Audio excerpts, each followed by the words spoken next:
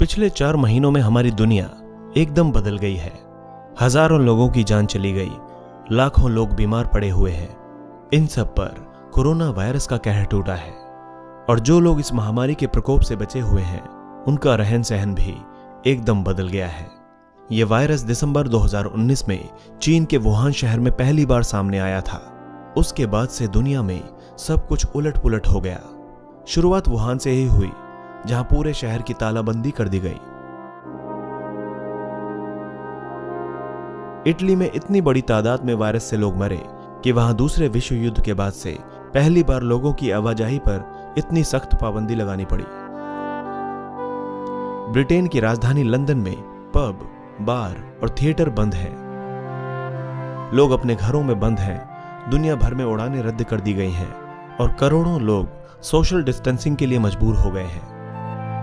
ये सारे कदम इसलिए उठाए गए हैं ताकि नए कोरोना वायरस के संक्रमण को फैलने से रोका जा सके और इससे लगातार बढ़ती जा रही मौतों के सिलसिले को थामा जा सके। इस बीमारी के चलते प्रकृति में भी बड़े बदलाव देखने को मिले हैं। क्या है वो बदलाव, आइए जानते हैं। प्रदूषण में भारी कमी। इन पाबंदियों का एक नतीजा ऐसा भी निकला है जिसकी किसी को उम्मीद नहीं थी। अगर आप राजधानी दिल्ली के पड़ोसी शहर नोएडा के लिए निकलें तो पूरा मंजर बदला बदला नजर आता है। सुबह अक्सर नींद अलार्म से नहीं, परिंदों के शोर से खुलती है, जिनकी आवाज भी हम भूल चुके थे। चाय का मग लेकर थोड़ी देर के लिए बालकनी में जाएं तो नजर ऐसे आसमान पर पड़ती है जो अजनबी नजर आता है।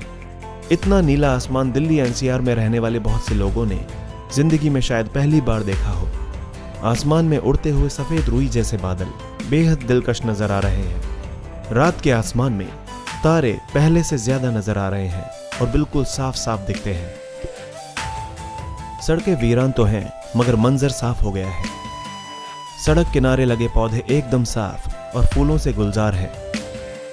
यमुना नदी तो इतनी साफ है कि पूछिए ही मत। सरकार हजारों करोड़ खर्च करके भी जो काम नहीं कर पाई, लॉकडाउन के 21 दिनों ने वो काम कर दिया।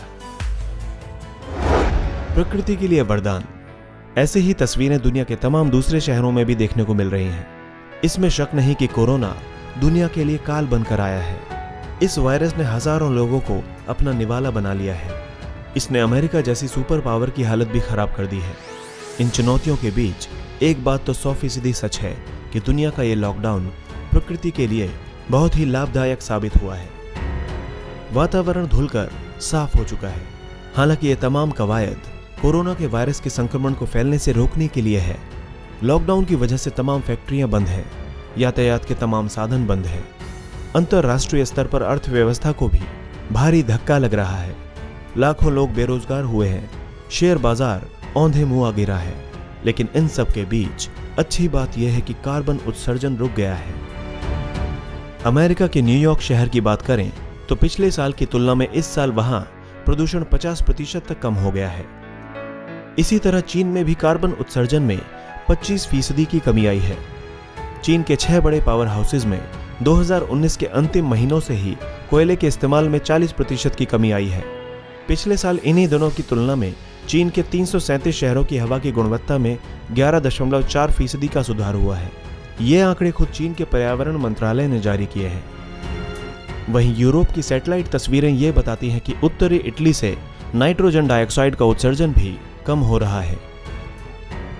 ब्रिटेन और स्पेन की भी कुछ ऐसी ही कहानियां हैं। लॉकडाउन के बाद कुछ लोगों का कहना है कि इस महामारी को पर्यावरण में बदलाव के तौर पर नहीं देखा जाना चाहिए। अभी सब कुछ बंद है तो कार्बन उत्सर्जन रुक गया है, लेकिन जब दुनिया फिर से पहले की तरह चलने लगेगी तो क्या यह कार्बन उत्सर्जन फिर से नहीं बढ़ेगा? पर्यावरण में जो बदलाव हम आज देख रहे हैं, क्या वो हमेशा के लिए स्थिर हो जाएंगे? दुनिया के कुल कार्बन उत्सर्जन का 23% परिवहन से निकलता है। इनमें भी निजी गाड़ियों और हवाई जहाज की वजह से दुनिया भर में 72% कार्बन उत्सर्जन होता है। अभी लोग घरों में बंद हैं, ऑफिस का काम भी घर से ही कर रहे हैं, अपने परिवार और दोस्तों को वक्त दे पा रहे हैं। मुश्किल की इस घड़ी में हो सकता है कि लोग इसकी अहमियत समझें और बेवजह गाड़ी लेकर घर से निकलने से बचें। अगर ऐसा होता है तो मौजूदा पर्यावरण के हालात थोड़े परिवर्तन के साथ लंबे समय तक चल सकते हैं। बहुत से लोगों के लिए हर रोज ऑफिस आना और दिल लगाकर काम करना ही जिंदगी का मकसद होता है। इन दिनों उन्हें घर में बैठना बिल्कुल नहीं भा रहा होगा। वो इस लॉकडाउन को कैद की तरह देख रहे होंगे और हो सकता है कि वो अभी से प्लानिंग कर रहे हों कि जैसे ही लॉकडाउन हटेगा वो फिर से कहीं घूमने निकलेंगे। अगर ऐसा होता है तो बहुत जल्द दुनिया की आबो हवा पहले की तरह ही जहरीली हो जाएगी। ऐसा पहली बार नहीं है कि किसी महामारी के चलते कार्बन डाइऑक्साइड का स्तर कम हुआ हो। इतिहास में इसके कई उदाहरण मिलते हैं। यहां तक कि औद्योगिक क्रांति से पहले भी ये बदलाव देखे गए थे।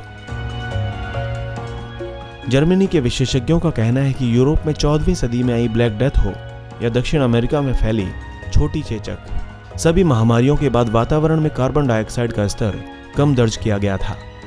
उस दौर में परिवहन के साधन भी बहुत सीमित थे और जब महामारियों के चलते बहुत लोगों की मौत हो गई तो खेती की जमीन भी खाली हो गई और वहां ऐसे जंगली पौधे और घास पैदा हो गए जिससे ऑक्सीजन का स्तर बढ़ने लगा। आज के दौर में हम मेडिकल साइंस के हिसाब से भी काफी आगे बढ़ चुके हैं, लिहाजा उम्मीद तो यही है कि नए कोरोना वायरस से उतनी मौतें नहीं होंगी जितने पिछली सदियों की महामारियों में हो चुकी हैं। इसीलिए पर्यावरण में बहुत बदलाव भी संभव नहीं है। यह बदलाव महज उतना ही होगा जितना कि 2008-9 की मंदी के दौरान देखा गया था। फैक्ट्रियां बंद हो जाने की वजह से उस समय भी कार्बन उत्सर्जन में कमी आई थी। 2008-9 की मंदी के दौरान यह उत्सर्जन 1.3% था, जो 2010 में हालात ठीक होने के बाद बहुत तेजी से आगे बढ़ा था।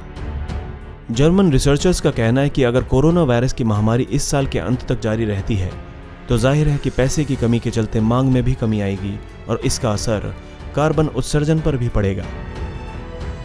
वहीं नॉर्वे की राजधानी ओस्लो के एक अन्य रिसर्चर का कहना है कि 2020 में अगर आर्थिक स्थिति बेहतर भी हो जाती है तो भी कार्बन उत्सर्जन में 0.3% की ही कमी आएगी, बशर्ते कि उत्पादन कंपनियां स्वच्छ ईंधन का प्रयोग करें। जिस तरह मौजूदा समय में जान बचाना लोगों की प्राथमिकता बना हुआ है, वैसे ही लोगों को पर्यावरण के प्रति भी चिंतित होना चाहिए। पर्यावरण एक्टिविस्ट ग्रेटा थनबर्ग की तरह इसे एक मिशन के तौर पर लिया जाना चाहिए। ग्रेटा इस मुश्किल समय में भी डिजिटल प्लेटफॉर्म से अपना मिशन आगे बढ़ा रही है। पर्यावरण पर इसी साल नवंबर महीने में COP26 की मीटिंग स्कॉटलैंड के ग्लासगो में होने वाली है, जिसमें दुनिया भर के 30,000 प्रतिनिधि हिस्सा लेंगे। पर्यावरण को बचाने के लिए लोगों को अपनी आदतें बदलनी होंगी। अगर वो खुद नहीं बदले तो उन्हें जबरन बदलना पड़ेगा, जैसा जापान के टोक्यो शहर में हुआ था। साल 2001 में यहाँ मोटर वाले रास्ते बंद कर दिए गए और लोगों को पब्लिक ट्रांसपोर्ट इस्तेमाल करने को मजबूर किया गया। धीरे धीरे ये लोगों की आदत में शामिल हो गया। कोरोना वायरस की महामारी ने न जाने कितनों से उनके अपनों को हमेशा के लिए जुदा कर दिया। हमारे शारीरिक और मानसिक स्वास्थ्य पर इसका बहुत नकारात्मक प्रभाव पड़ रहा है। न जाने कितनों का रोजगार खत्म हो चुका है। अर्थव्यवस्था पटरी पर कब लौटेगी ये भी कहना मुश्किल है। लेकिन इस महामारी ने एक बात साफ कर दी है कि मुश्किल घड़ी में सारी दुनिया एक साथ खड़ी होकर एक दूसरे का साथ देने के लिए तैयार है। तो फिर क्या यही जज्बा और इच्छा शक्ति हम पर्यावरण बचाने के लिए जाहिर नहीं कर सकते? हमें उम्मीद है कि हम इस लड़ाई में स्वच्छ और हरे भरे वातावरण के द्वारा जीत जरूर हासिल करेंगे। दोस्तों, इसी तरह की इंटरेस्टिंग और इन्फॉर्मेटिव वीडियोस देखने के लिए हमारे चैनल हिस्टोरिक हिंदी को आज ही सब्सक्राइब करें और बेल आइकन को दबाना ना भूलें।